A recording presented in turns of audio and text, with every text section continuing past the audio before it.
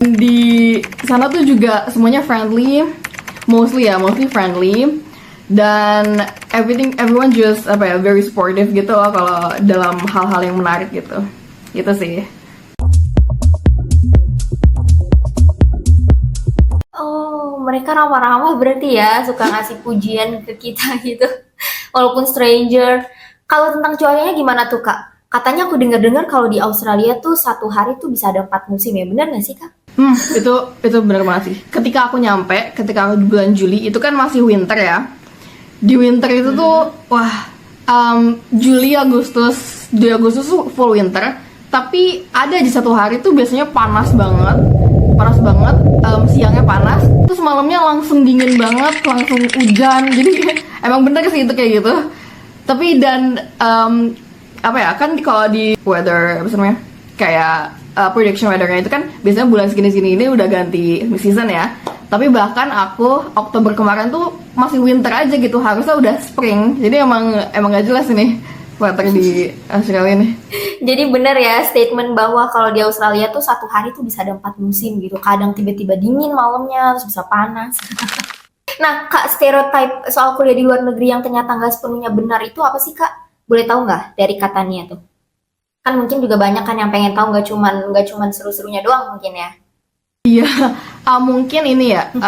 Kayaknya orang-orang pada ngira kalau stereotype di kuliah di study abroad itu biasanya lebih susah, terus tesnya atau belajar itu lebih cepat. Itu menurut aku salah banget ya, karena malah aku di sana itu banyak banget, bukan program tapi kayak peer assessment gitu yang benar-benar bantu kita untuk buat belajar tambahan, atau ada peer yang buat belajar bareng buat aku. Dan juga selama lecture, selama workshop itu biasanya juga banyak TA itu kayak asdos gitu yang selalu ngasih kita ketika mau belajar gitu. Jadi sebenarnya stereotype yang wah study abroad pasti lebih susah, pasti gini-gini, itu salah banget, karena banyak banget assist yang ngebantu kita untuk belajar, untuk keep up. Itu banyak banget sih, dan benar-benar ngebantu banget. Jadi mungkin buat teman-teman yang ngerasa misalnya dia udah, kan ada yang udah keterima beasiswa di luar negeri terus masih takut gitu ya, ternyata itu nggak sepenuhnya kayak gitu ya, Kak, gitu. Bahkan kita bisa dikasih sedikit kemudahan di sana dengan asdosnya. Nah, kalau katanya ini kan beasiswa Indonesia Maju. Waktu itu tuh daftarnya beasiswa Indonesia Majunya dulu, beasiswanya, atau keterima LOE-nya dulu nih, Kak, waktu itu? Oh, oke. Kalau apply yang S1-nya itu LOE dulu. Jadi kita tuh selalu kejar dulu, kita lewat agent. Kalau kan lewat agent aku IDP. Aku apply dulu semuanya, awal tahun aku apply, dan ketika udah dapet LOE-nya baru kita ngajuin S1-nya ke BIM. Dan itu tuh sekitar Maret baru dibukannya. Jadi kita semua awal tahun tuh pada ngumpulin dulu LOE baru daftar gitu. Berarti katanya udah sewaktu itu keterima berapa kampus, Kak, berarti? Aku jujur gak banyak sih, karena aku cuma ngincer ke main goal univ aku aja. Selain Monash, aku juga beberapa univ Australia juga keterima. Tapi iya, mostly yang Big of Eight sih. Terus ya segitu aja sih. Kenapa tuh Kak akhirnya milih Monash dari beberapa yang akhirnya keterima kan? Kenapa tuh? Rumornya kalau di BIM itu katanya sih yang diterima itu kalau rankingnya itu Big of Eight atau top per countries lah gitu. Jadi salah satu indikatornya itu, dan yang kedua indikatornya itu sedengar aku kalau dilihat dari kakak kelas juga, BIM itu ngelihatnya dari STEM major. Nah, kalau aku dan agent aku juga nyaranin dari semua LOE aku yang paling aman itu Monash dengan engineering. Dan bener aja ketika aku apply di gelombang 1 aku langsung lolos. Jadi alhamdulillah banget sih itu. Jadi berdasarkan rekomendasi juga ya, Monash University jadi pilihan Katania. Nah, Kak, kalau beasiswa Indonesia Maju tuh dia seperti LPDP nggak sih, yang memang diharuskan balik ke Indonesia atau enggak? Iya, itu diwajibkan. Kalau kemarin sih pas diinformasikan ya, kita tuh masa pengabdiannya itu 2N+1. Berarti N-nya itu kan masa edukasi, masa kuliahnya berarti 4 tahun. Berarti 2N+1 berarti kurang lebih 9 tahun. Tapi itu belum tahu sih bakal berubah apa enggak. Katanya sih bakal berubah, tapi tapi masa pengabdiannya tetap ada sama kayak LPDP. Oke. Berarti ya kurang lebih sama ya, tetap harus dibalik ke Indonesia gitu ya, harus balik ke Indonesia. Terus sebagai awardee nih Kak, kontribusi apa sih yang pengen atau yang lagi katanya lakuin gitu buat Indonesia mungkin nantinya? Oke, sebagai awardee tentunya aku kan harus berkontribusi ya, dan secara general aku pengen semua knowledge aku, kemampuan aku, pengalaman aku, semua experience aku pengen aku tingkatkan terus di sini selama di Australia dalam bidang engineering. Dan ketika aku balik, aku ingin berkontribusi dengan terus memancarkan semua kemampuan yang aku bisa dalam semua project sosial atau apapun yang bisa meningkatkan kualitas infrastruktur atau environmental di Indonesia. Wow, keren banget. Iya, berarti kontribusi kan nggak harus gede ya, kayak yang penting kontribusi sekecil apapun gitu ya. Berarti katanya ini teknik dong. Keren banget, Kak. Teknik apa kalau boleh tahu?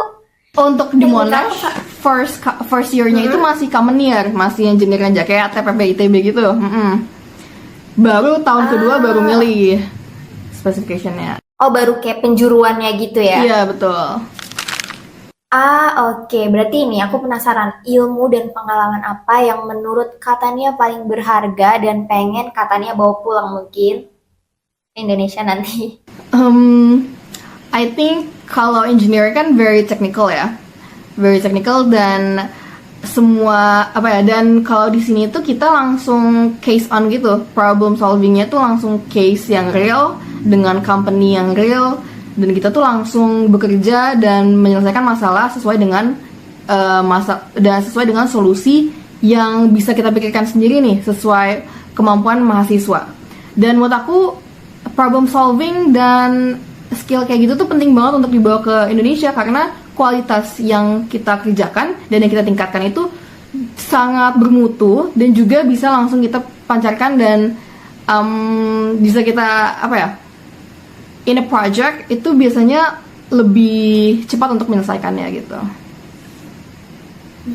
Oke. Ya kalau namanya anak teknik pasti langsung prakteknya ya, kayak pengen dibawa untuk pulang gitu. Nah, untuk closing powerful-nya nih Kak, buat teman-teman mungkin yang sekarang kan banyak banget ya, dia mungkin juga kayak maju mundur gitu, gue pengen daftar beasiswa deh, tapi gue nggak pede, gue insecure, atau ngerasa kayak nggak cukup pinter gitu. Ada nggak sih Kak pesan sama motivasinya buat teman-teman Ders nih yang nonton? Dan buat aku juga, karena aku juga tertarik untuk ikut beasiswa ke luar negeri. Dua Jadi kakaknya. mungkin bisa kasih juga. Iya, mungkin nanti untuk S2 gitu. Oke, menurut aku pesannya tentunya keep hoping, keep fighting, jangan berhenti di tengah-tengah, karena kita semua pasti kalau kita bertekad itu biasanya selalu pasti ada jalannya. You've gone this far, jangan berhenti di tengah-tengah, dan selalu bertanya aja kepada teman-teman yang udah study abroad untuk bisa tanya plan yang lebih clear. Itu menurut aku tuh penting banget, dan selalu semangat. Dan aku ada satu kalimat yang selalu aku bilang ketika aku ragu, yaitu aku bilang everything will be okay.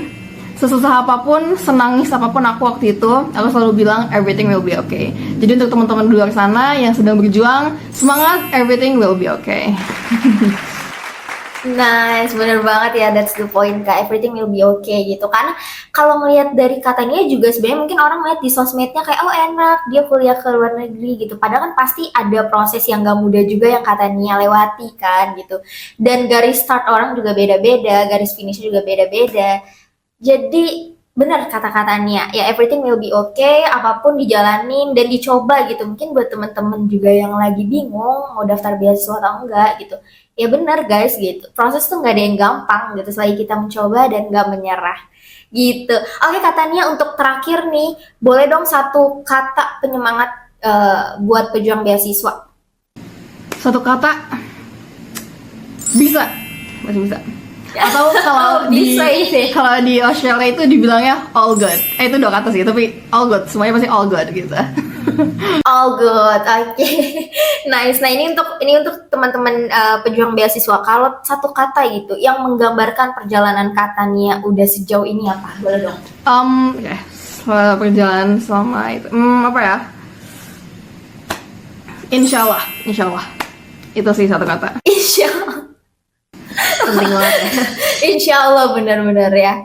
Wow, oke teman-teman, itu dia tadi apa ya namanya cerita-cerita dan pengalaman aku dapat banyak insight banget juga sih dari Katania, karena memang kebetulan aku insya Allah juga gitu pengen Amin. banget ikut beasiswa gitu ke luar negeri, dan semoga apa yang Katania kasih motivasi ke teman-teman dan ke aku juga bisa jadi penyemangat buat aku dan buat teman-teman Ders gitu guys. Jadi wah keren banget sih Katania. Semoga aku nyusul ya gitu. Amin. Aku juga pengen ke Australia Oh my God, soalnya. oke. Kakak mau univ mana kak? Iya.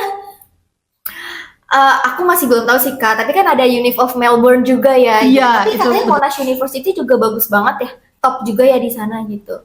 Semoga Dan, ya, semoga berjuang ya. terus buat Kak Ara. Semangat ya kak. Terima kasih, sukses juga nih buat Katania. Oke guys, itu dia tadi cerita dan perjalanan dari Katania sendiri gitu. Aku dapat banyak insight, semoga teman-teman yang nonton juga dapat banyak insight dan motivasi nih. Ya makanya buat kalian nih yang lagi ngerasa kayak, duh gue daftar beasiswa nggak ya? Daftar aja, coba aja gitu. Buktinya Katania pun dan banyak ya award yang lain juga akhirnya sukses setelah melewati percobaan yang banyak. Oke, thank you guys for watching. Jangan lupa lagi untuk klik subscribe, like, dan komen. Dan aku mau ngucapin terima kasih banyak untuk Katania udah hadir dan udah mau sharing bareng Ders Entertainment. Thank you, Kak. Bye-bye. Bye bye.